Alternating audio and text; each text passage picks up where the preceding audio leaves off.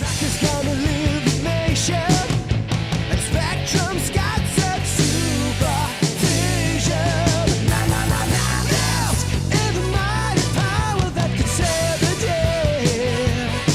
Mask, no one knows what lies behind the mask charade.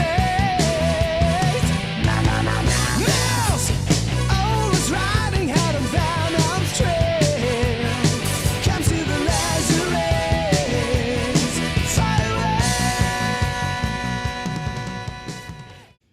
Hey everybody, it's Bill from Matt-Trakker.com and welcome to this episode of Behind the Mask. Before we get started, just remember about our giveaways. There's a couple going on right now. In the last video about the appearances of vehicles and cartoons, you have the opportunity to win this if you like, comment, subscribe, and share. I'll be announcing winner relatively soon on that. We also have the Goliath, autographed Goliath that I repaired giveaway. And either this video or the next one, I'll probably announce a winner out of that. But we also have the mass computers that I'll be going through again soon. And I'll be getting those out in the mail very shortly. This episode was a request to talk about carded figures. And I had to think about the topic a little bit because it's not something that I really fully understand. See, my mass collection, even though you see boxes and stuff here behind you, they're all empty. I have it more for posterity. My collection is what you see behind you in the glass cases. That's what really, brings back the memories for me. That's what I really care about and love. But that being said, I do own some carded figures, and I want to go over them. And there's a ton. If you go to the website, I'm not going to go over every carded figure. If you go to the website, Matt-Trakker.com, you can see the figure packs, the playful line, and the adventure packs all right there. And there's a ton.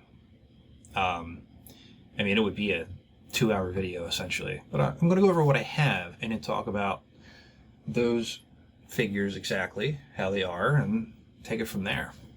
Again, collecting mint on card, that could be for you. That's not for me. One, it's very expensive.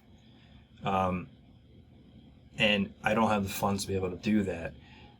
I'm leaving that out there for other people to do. Two, again, it's not really how I remember playing or collecting any of this stuff.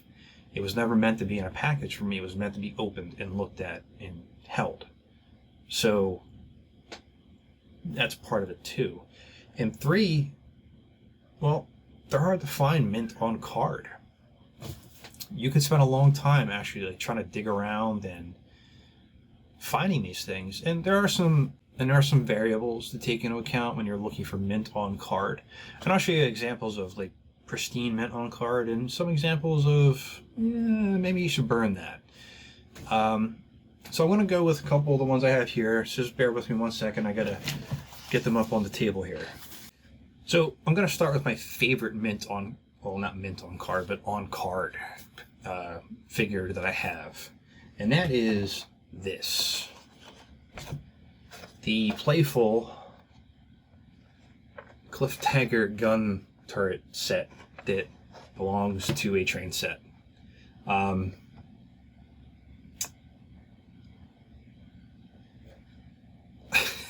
It's my favorite because of how imaginative it is, but also how ridiculous it is.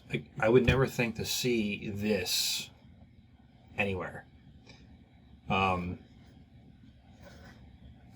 It's got a little dust on it, but you can see it's not punched. And what you're going to find with a lot of these playful cards is for some reason they were stuck in water somewhere. And it's kind of weird on that front. But yeah, this year, if you found this on eBay or anywhere else, you're going to pay upwards of $300 to $500 for this. Just keep that in mind. And now I'm just going to go down the list here of what I have sitting in front of me. And here's a prime example of mint on card. I got this from Brian Rayburn. unpunched Miles and Matt, and yeah, this is about as mint as it gets when you come to a carded figure pack.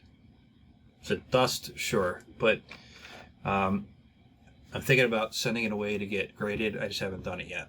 So this is like a prime example of mint on card, you know, on that front. Here's one here. It's not mint. It's T-Bob and Scott.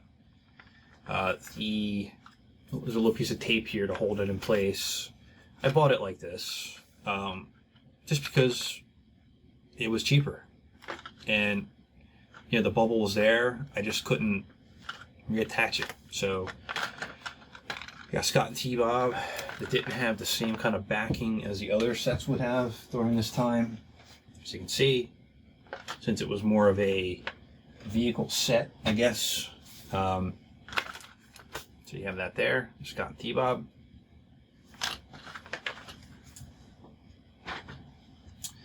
And then we got one here. I'm going to classify this one as very poor. I'm trying to remember what crossed my mind when I purchased this. The figures are mint. They're mint as day. If I take them out of there, they're going to be awesome. But you can see there's a little bend here in the package, little one. I don't know what elements could do this, but yeah, this is a prime example of not mint on card. These here, if this was mint on card, you're looking at about $300. This one here, not so much. Here's an example of Venom's Revenge, one of the adventure packs. It's not mint fully. Number one, it's missing a part here, and it's got a number 3 on it. I didn't pay $3 for it, by the way. That would have been awesome. It's got, you know, the punch in it, but this is an adventure pack that you can kind of take a look at and get an idea of. These ones here, the adventure packs for this one especially, I've seen them go for $40 to $55, give or take. You might be able to get it lower just because Venom's Revenge was one of the ones that I feel was out there more so in the market than others were. So you got Venom's Revenge. Then we got another 2-pack here. We got, so if you, like most of America at that time, couldn't afford to get Boulder Hill, you could still get the figures with the figure pack. This one here was the one that I thought was the one that made the most sense because of Boulder Hill's pricing. This here, like, these were like $3, $2.50 or whatever. Like, they were not expensive for these back in the day. So you literally could have gotten, you know, the entire figure run for like $20 back then. And one thing to note too, you got the long masks here, but the back still has the short masks. So it's one thing to consider. Pretty good condition on this one. Not too bad. This one here, this mask, the short mask for Hondo, by the way, it brings the price up of anything Honda related by 500%. I wish I was lying about that. If you're buying a short mask of Hondo, ask the seller to show you the underside of it to make sure it's not cut. You'll be able to tell if it's cut or not.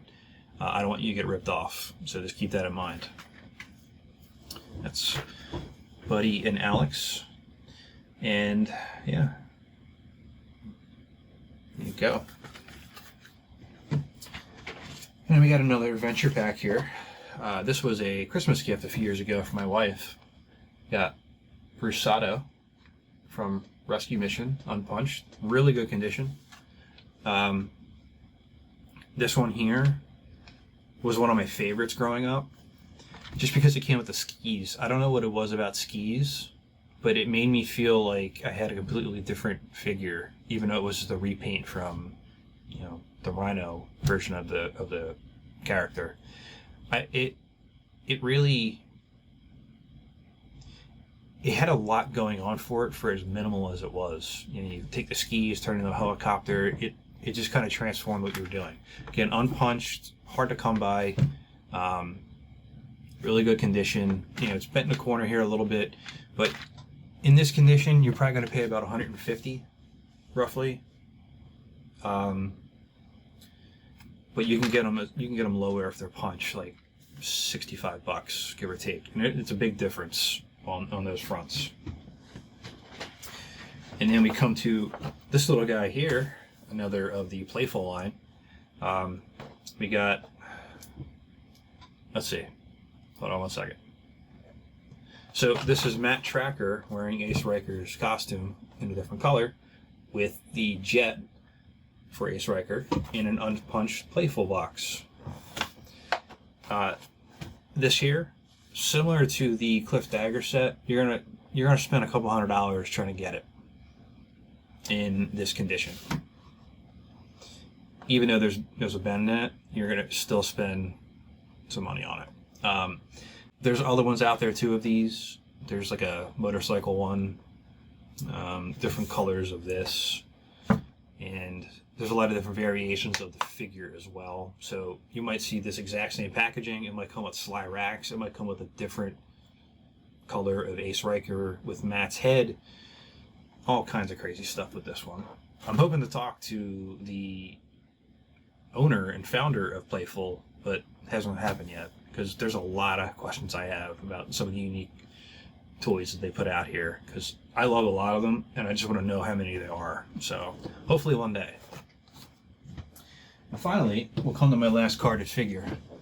Now, this one here is very hard to come by. If you can come by it, definitely get it. This is Racing Arena, but with Bruno Shepard. And this is actually how it was packaged when I got it. It's loose here. It's not on card. Card's in good shape. And this one here,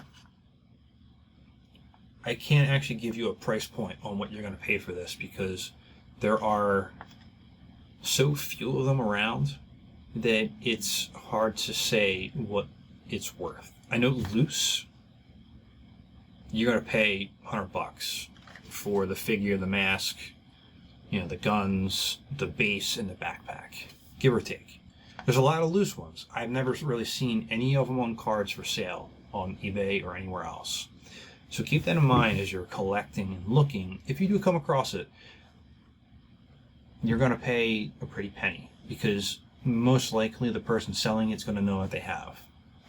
I'm not unhappy with this one. I wish it was carded just because it'd be an investment in the future. But to have the card, to have it mostly intact, it was pulled off to about here. So like this section's still on. So they just kind of pulled it off and dumped it out and kept it.